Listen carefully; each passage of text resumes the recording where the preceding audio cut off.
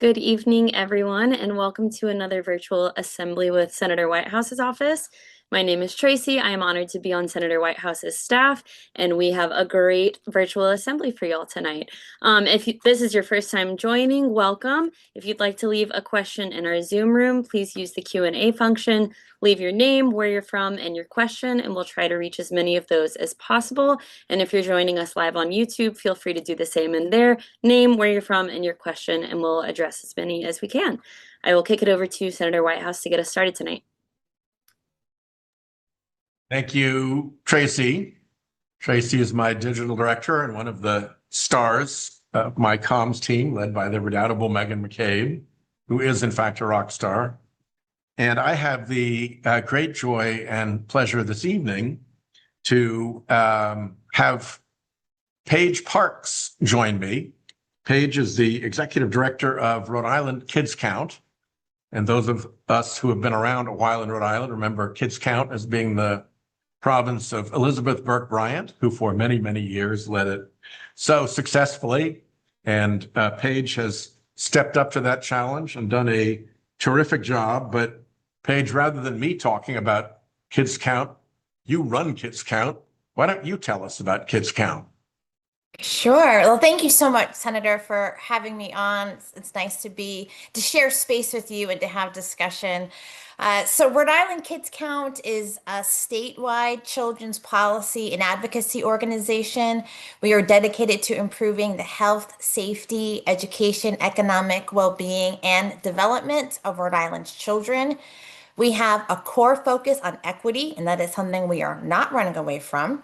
And we are dedicated to improving and improving the lives of children by eliminating disparities that we see by race, ethnicity, disability, income status, neighborhood, zip code. We do this work through lots of different ways. We're primarily known for the Rhode Island Kids Count Fact Book, which is the state's most comprehensive data set on children. It's an annual publication that folks can download for free on our website at rikidscount.org. It tracks indicators of child well-being, like 67 indicators. So if you want to know what's happening with kids in Rhode Island, you go to the Fact Book. So we've been producing that for 31 years. But data is important, but it doesn't do it all. We need advocacy. We can't just stare at the data and the numbers. We need to make improvements. So Rhode Island Kids Count also does a tremendous amount of advocacy for kids so we can see the numbers improve for all children in Rhode Island, particularly our most vulnerable kids. And we hold the state accountable. We've been around for a long time. So we know when legislation has changed, why it has changed, and we want to make sure that kids stay in the forefront of all decisions that are made. And we also amplify youth voice. So we create opportunities for young people to give us their ideas, their solutions, so that we're able to craft policies that are actually reflective of the communities they serve.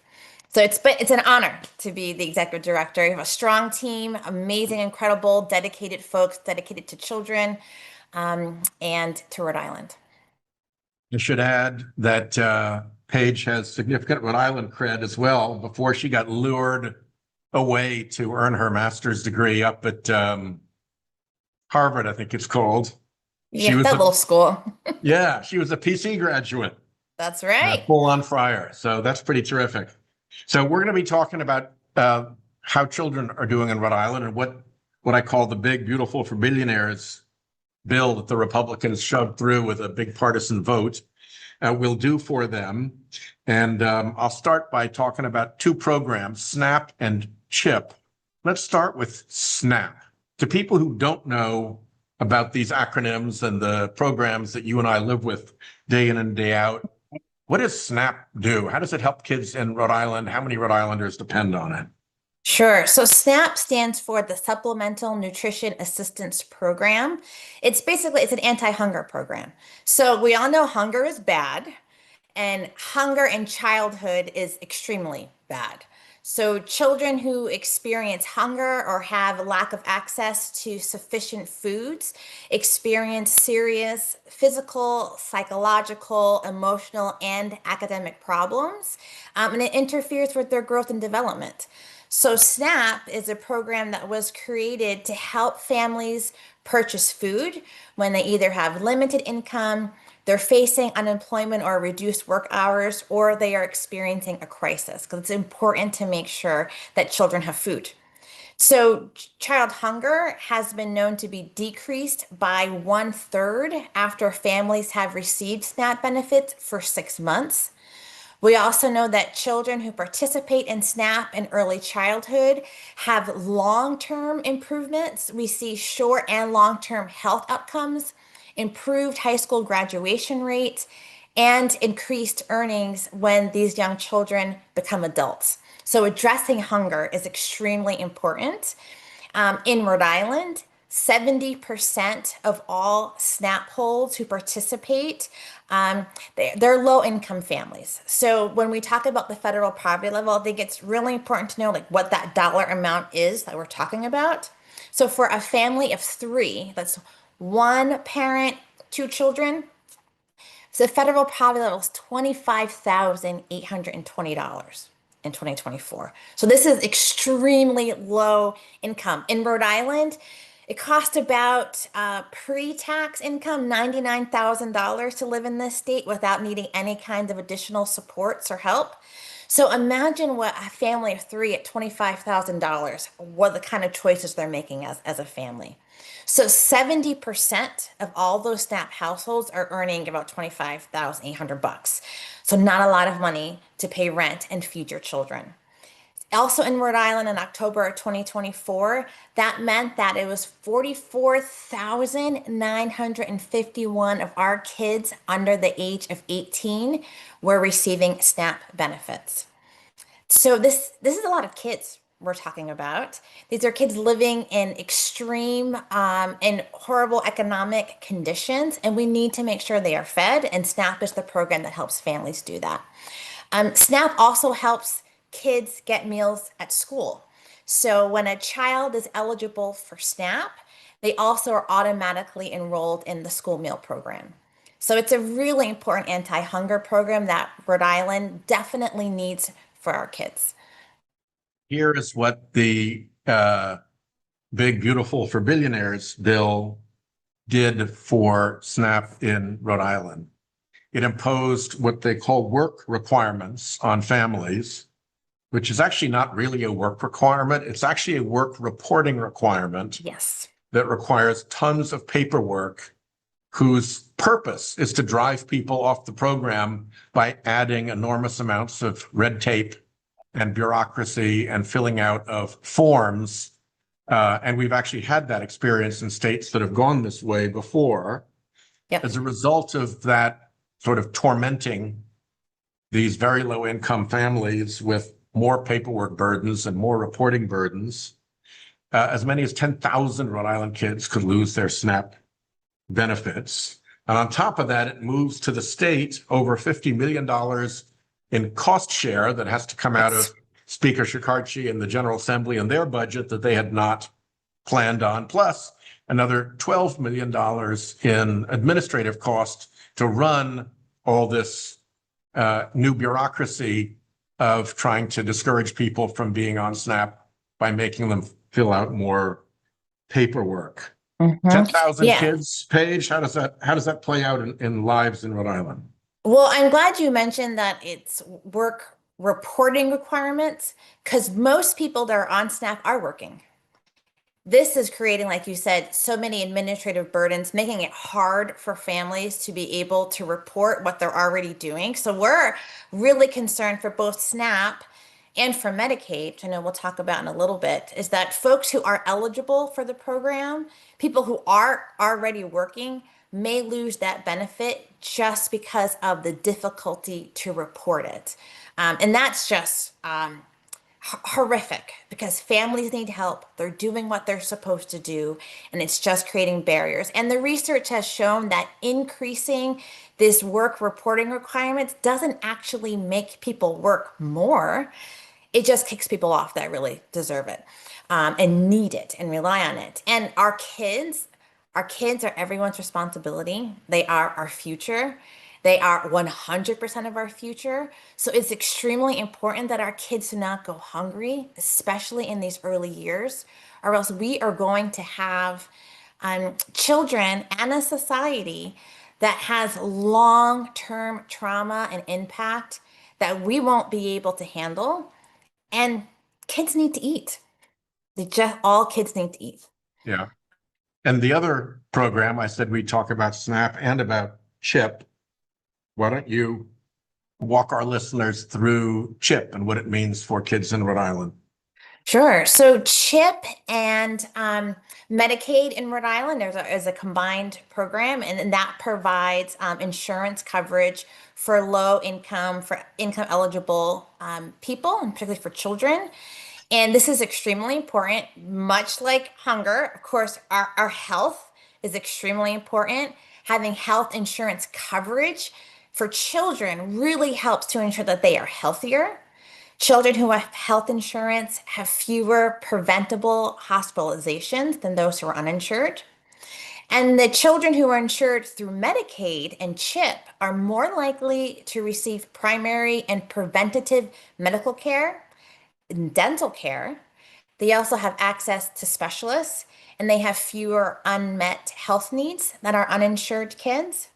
And CHIP in particular has been really effective in reducing racial and ethnic disparities so that more children have access and are able to utilize different health services. And on the long term, what that means, it shows there was improved educational outcomes. And it also helps to shield our children from poverty. And we know experiencing poverty for a long period of time creates multiple negative outcomes and traumatic experiences for children. So in Rhode Island in particular, that our youngest Rhode Islanders are the most dependent on Medicaid and CHIP.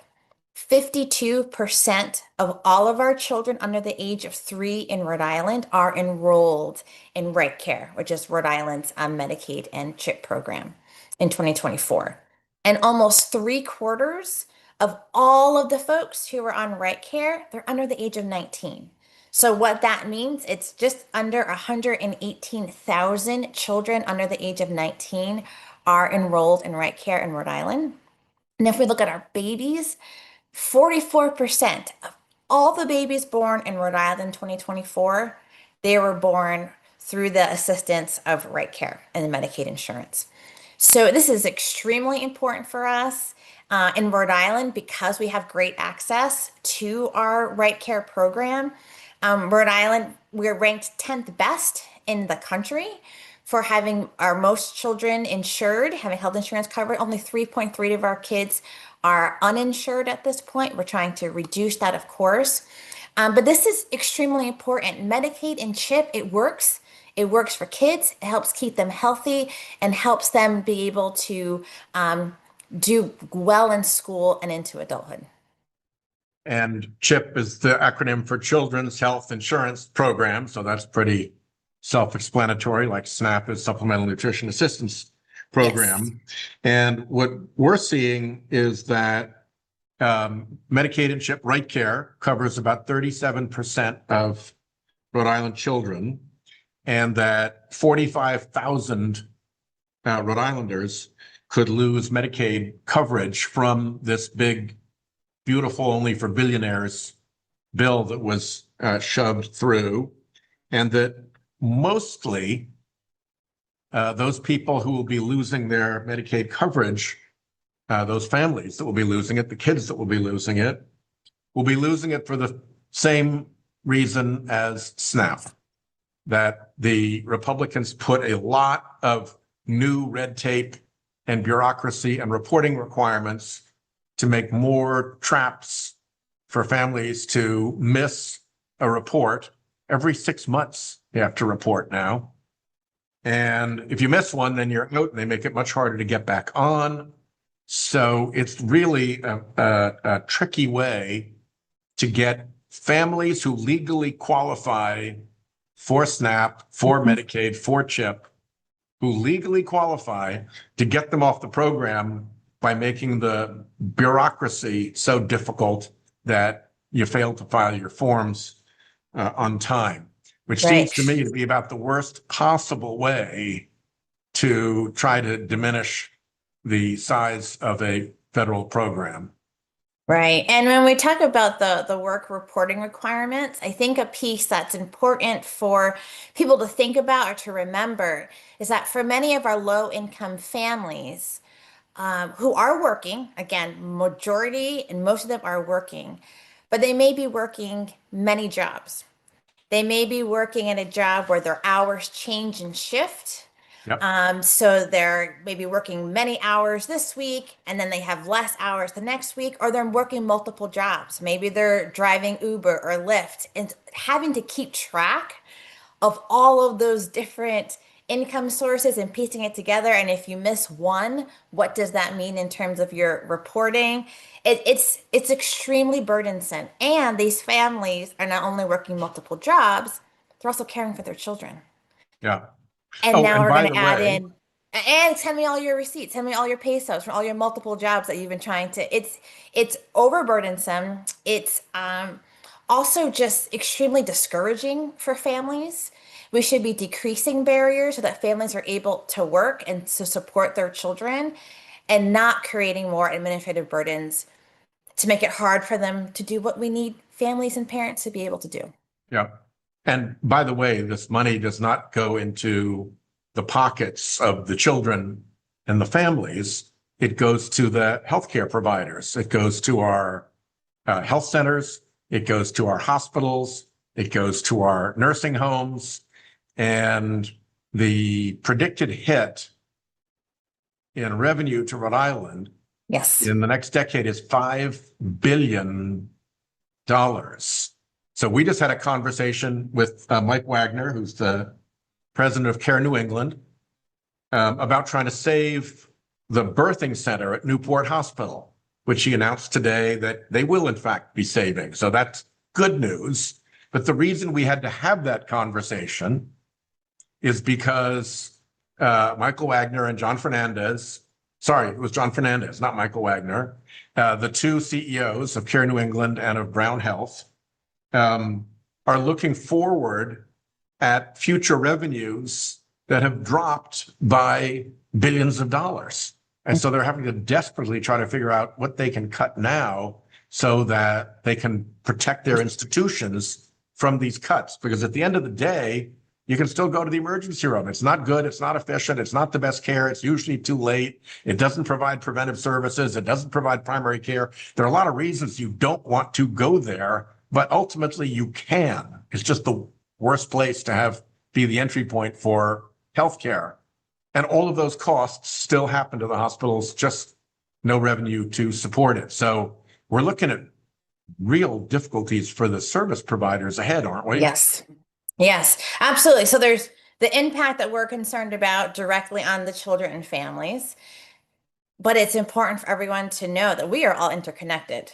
So I'm a person, if I see a child, this is why I work at Kids Count. I see a child, I'm like, well, that's my baby too, right? Like some of us can see kids and when we know how we are all connected to our neighbors.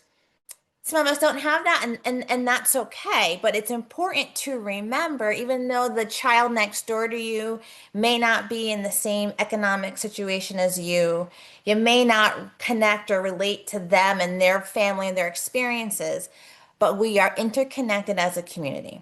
So if the family across the street loses their access to food, loses their access to medical care, and the providers, as you're saying, who provide that service to them also means our community is going to have less access to those providers who serve those families. There's a whole infrastructure built on interdependent folks who are paying Medicaid, folks who are private payers, all together build the system. So if we're losing those federal funds for Medicaid, it's going to impact even the private payers. And also, as you mentioned, the stress and the strain on the state, for the first time, Rhode Island is going to have to pay, I think it's 15% of the SNAP benefits. We haven't had to do that before. This is going to create strain on the state, and the state is going to have to make terrible decisions about where this money is coming from. because we're not producing money, right? We hear Speaker Sakarchi say that all the time. I don't have the mint in the back of the state house.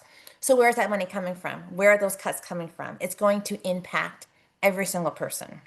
And that's why state advocacy is so important now. Organizations like Kids Count, Economic Progress Institute, Latino Policy Institute, all the state advocates. Right now, our job is to make sure that we are at that state house and we are working with policymakers to ensure that kids and families, our low-income families, stay at the forefront of decision making. We are also extremely proud to be a part of a national network. So I know there might be folks that are coming in through YouTube that are at other parts of the country. Please find who your state advocacy organizations are. I'm the chair of the Partnership for America's Children, which is a national network of local and state advocacy organizations, just like Kids Count. And we are all working double time to both directly work with our federal partners and also with our state agencies to do the important advocacy to make sure our kids and our most vulnerable families are at the forefront. So find your local advocacy organization, get involved. Advocacy works. We need to make sure that kids are not forgotten when these really tough decisions have to be made. I would add also make sure that those advocacy organizations like Paige's are in touch with their fellow advocacy organizations in red states, in states with Republican senators, because I think what the governors and speakers and Senate presidents in those states are going to find is that Congress didn't tell them the truth about how bad this was going to be for their budgets, for their state, for those hard choices everywhere. And the more that there's pushback on the Republican senators who jammed this thing through from their home states, from their constituents, the more likely we are and the quicker we will get this thing turned around. Paige Parks, thank you so much for what you are doing. Thank you to all of the Kids Count team. You're terrific to be on board.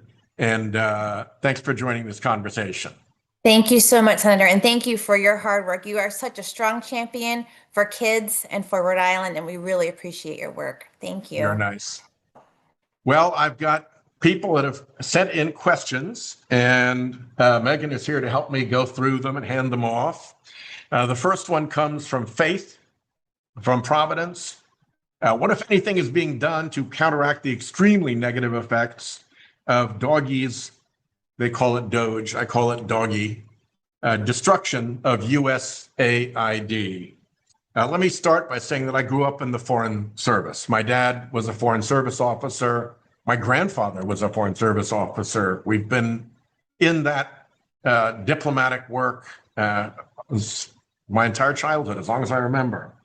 And USAID was an extremely important part of our footprint. It was the part that delivered food. It was the part that helped build bridges. It was the part that responded when there was a flood. It was the part that showed America cared and was there for people when they were in trouble. In fact, the USAID logo was two hands holding each other, the hand of America's generosity reaching out to people who were suffering in impoverished and difficult places in the world. And they did a really good job and built huge credit for America all around the world that is valuable to us from a national security point of view and an economic point of view. What the doggy boys did to USAID was to destroy it. They fired everybody. They shut down the budget. They gave up the office. They tore the name off the building. And so they violated a lot of laws by doing so, but the remedy would be to make them put it back, and there's nothing to put back. The employees are gone. They found other jobs. There's just, the systems are shot. Everything is gone. So what we're trying to do is to take the various functions that USAID used to do and try to get them rebuilt within the State Department. So it's not an adjunct to the State Department, it's in the State Department. I worked on a lot of ocean plastic waste legislation, and much of the work that we authorized with that legislation was being done through USAID. So I've been working with my Republican helper on that. The two of us led both of the ocean plastic bills.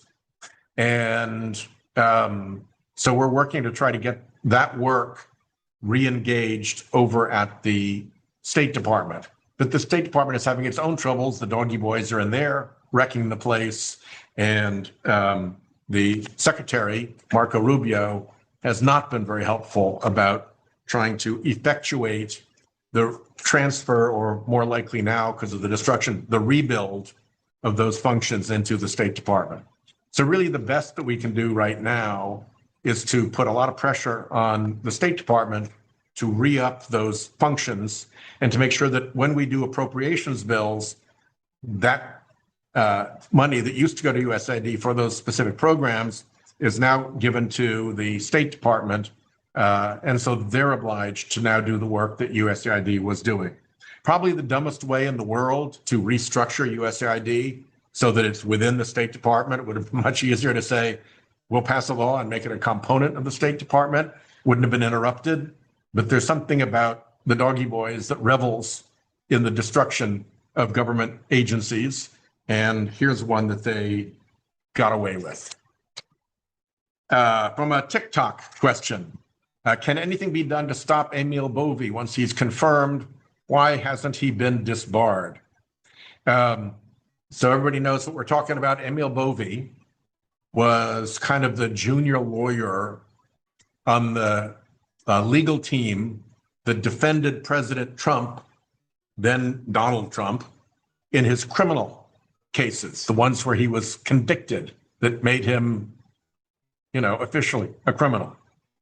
And his reward for that was first to be stuffed into senior positions at the Department of Justice, along with co-counsel who had also represented Trump, so that his personal lawyers were now running the Department of Justice. Just hold that thought for a moment. And then they've teed him up to be put onto the Third Circuit Court of Appeals, the second highest level of court below the Supreme Court. And we're going to be voting on him tonight. So, and I've been objecting to this guy as hard as I can. He was at the Department of Justice for 6 months, and he was involved in 3 separate serious instances of prosecutorial misconduct. Not little technical violations, but really horrifying abuse of the power of a prosecutor. I won't list all 3 of them now, but in addition to them, he also was involved in some fashion, presumably, in dealing with the Jeffrey Epstein files. And he wouldn't answer any questions for us about that. In one of those instances of prosecutorial misconduct, a judge was so irate that he started a contempt investigation, a hearing, to look into the misconduct out of the Trump Department of Justice, specifically around this individual. And 2 Trump judges on the circuit court put a hold on that, what they call an administrative stay, which is usually kind of an emergency measure that lasts maybe a day or 2. Not too long ago, a Supreme Court justice chided another circuit court for letting an administrative stay last for 2 weeks. This one, that 2 Trump judges did over the objection of a 3rd judge, has lasted for 3 months, during which time they shoved Emil Bovy with a very obedient Republican Senate Judiciary Committee through our process without answering questions and headed him for the court. So it looks like a real political play was run with 2 Trump judges basically doing the blocking while they ran the play without us able to get access to the real testimony under oath, subject to cross-examination with exhibits and discovery and all of that, that would have transpired if the judge had been allowed to go ahead with his hearing. So he has not yet been disbarred, but he is the subject of ethics complaint, in fact, one that I brought, and that was reassigned to the Department of Justice Office of Professional Responsibility, which presumably has done nothing. We haven't heard a word out of them. And then now it'll go back to the New York Bar Association, because he'll be out of the Department of Justice and no longer subject to the Office of Professional Responsibility there. So we'll see where this all ends. But this is a guy, it's a world record to be involved in 3 significant instances of prosecutorial misconduct in 6 months. That's just his nature. He'll keep it up on the bench. We are not done with hearing about the bad behavior of Emil Bovee. And I'm not going away. It took 6 years to get to the bottom of how they finagled the Kavanaugh supplemental investigation, but I did. After everybody else had given up, I kept plugging, and we finally got the story out. So I'm pretty diligent, and I'm not going away on this guy Bovee either. Willa from Providence, are there any updates you can provide on changes to Medicare since Republicans passed the Beautiful for Billionaires bill? Not yet. Medicare gets implemented through the hospitals and the nursing homes and the federal health centers and the medical practices in Rhode Island. So when that whole system gets starved for revenue by the Medicaid cuts, then everybody's going to suffer, and it's going to debilitate the system that also provides Medicare. It's going to be particularly hard on nursing homes, by the way, where Medicaid and Medicare so often converge. So there's potential fairly immediate damage to the healthcare system in Rhode Island. But the other trick is this. When you pass a bill that adds as much to the debt as this bill does, we can argue about exactly how much it adds to the debt, but here's what the Republicans did. They lifted the debt limit by $5 trillion. So that's the order of increase in the debt that they were looking at, that they needed to lift the debt limit that much for this bill. When you add to the debt of the United States by that much, it kicks in another law called sequestration. And that creates mandatory cuts across the board to a whole variety of federal programs, essentially all of them, but Social Security and Medicare is subject to those cuts. So unless something is done, Medicare will be cut by these Republicans who, like Pontius Pilate, washed their hands after the bill passed. No, we didn't do anything to Medicare. Oh, yes, there's no protection from that sequestration cut in their bill. They could have put it in, they chose not to, but we're going to keep calling them out on it because they've all promised, oh no, we wouldn't possibly cut Medicare. What they didn't tell you was, oh no, we won't possibly cut Medicare in a way that you would notice. So now we're going to make sure that people notice this and fight back against the sequestration cuts. So those are the 2 ways Medicare gets hurt by the Beautiful for Billionaires bill. Instagram. How can Trump be stopped from spending taxpayer dollars on his own selfish expenditures? I assume you mean like a new fancy Air Force One from the nation of Qatar that we're going to have to spend tens, if not hundreds of millions of dollars to reconfigure for Trump and make it safe as Air Force One. Or perhaps, and which becomes the property of the Trump Presidential Library at the end of his term of office. Thank you, Qatar. And you may also be thinking about like flying on Air Force One over to Scotland at taxpayer expense to use his office of the president to get lots of free publicity for his new privately owned golf course so that people come to it and put money in his pocket. I'll tell you, it took a lot of nerve to be a Trump and talk about the Biden crime family. These guys have taken cashing in on being president to a whole new level. Probably the worst is the crypto stablecoin stuff. It's a little bit complicated to get into right now, right here, but Google Trump crypto billions and you'll find some pretty horrifying stuff. So What else have we got? We've got Deborah came in on YouTube, and I guess this is the last question before I've got to go over before they close the vote. Again, it's that same character Bobby that you asked about that we're voting on right now. People say Republicans are afraid to vote against Trump's agenda. What exactly is the fear? The fear is a lot of things. The fear is first the calls that they will get from Trump's political operatives who behave like a bunch of thugs. They operate by making rough political threats, and they have no desire to play nice or to show respect for Republicans in the Senate, and they are eager to punish any Republicans who stray from the Trump agenda. So there's that.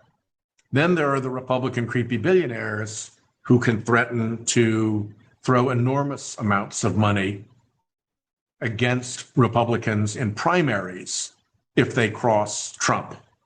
So Musk made that promise before he and Trump had that falling out. Now you've got these crypto billionaires and fossil fuel billionaires who can make those same threats. The fossil fuel billionaires have been doing this for a long time. They knocked out a congressman named Bob Inglis because as a Republican, he insisted on continuing to talk about climate change, and they couldn't have that. So they drove him out with huge expenditures in his primary, and everybody else noticed when that happened. So that financial threat is very real. And the third part of the threat is perhaps the most grotesque of all, and that is the far right-wing extremists on the internet who, when they're provoked, when they're prompted, will attack people across the internet, and they will attack them using other communications, including, phone calls and things like that. And when I say attack them, I mean making really vile threats, physical threats, not only against individuals, but against their families, against their children, against their spouses. The latest episode of this that we saw was when regular, normal, honest judges were pointing out that various Trump executive orders were flagrantly unconstitutional, obviously plain as day unconstitutional and illegal. They would then get bombarded with really dangerous physical threats that required the Marshal Service, for instance, to give 24/7 protection to them until things settled down again. And one of those was that pizza boxes started being delivered at a lot of judges' families' houses, and the pizzas were delivered to a name, not the judge's name, not the judge's family's name, to their address, but to a different name. The name that was on the pizza boxes was a name that judges know, because it was the name of the child of a colleague federal judge who was murdered in his doorway when the child opened the door to somebody who had come to attack the judge. So judges know that story. They know the name of their colleague's son who was killed. And when they start getting pizzas with that murdered son's name on it delivered to their house, that's the kind of threat that Republicans have to deal with, as well as the financial threats and the political threats from Trump's thug operation. So with that, I got 10 minutes to get over to the vote, and it's about 9 minutes away. So I will thank everybody for joining. I look forward to continuing these discussions. Let's keep fighting. Things are starting at last to turn our way as Trump's numbers collapse, and as Republicans have to head home for August to their public opinion bath from a public that is not seeing costs come down, but is instead seeing chaos and corruption. Thank you very much.